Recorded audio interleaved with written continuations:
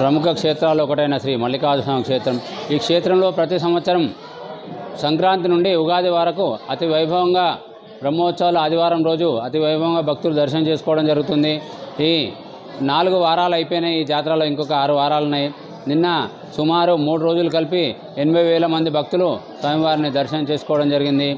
అదేవిధంగా ఈ ప్రతి సంవత్సరం జాతర ఇంకా విశేషంగా పెరుగుతుంది. అన్ని సౌకర్యాలు కూడా దేవాదాయ శాఖ వారు అన్నీ ఏర్పాటు చేయడం జరుగుతుంది. మహాశివరాత్రి పెద్దపట్నం లింగోద్భవ కాలంలో మహాన్యాసపూర్వక రుద్రాభిషేకం, స్వామివారి సేవా ఊరేగింపు ఉంటుంది.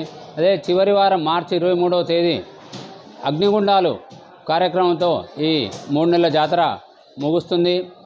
ఈ జాతరకు ప్రతి సంవత్సరం సుమారు 22 కోట్ల ఆదాయం ఉండే ఈ సంవత్సరం కూడా అదే దిశలో ఆదాయం పెరుగుతుంది.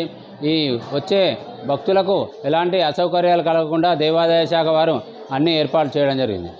మరిన్ని వీడియోస్ కోసం ఛానల్ ని సబ్స్క్రైబ్ చేయండి. లేటెస్ట్ అప్డేట్స్ కోసం వాట్సాప్ ఛానల్ ని ఫాలో అవ్వండి. ఆ లింక్ డిస్క్రిప్షన్ లో ఉంది.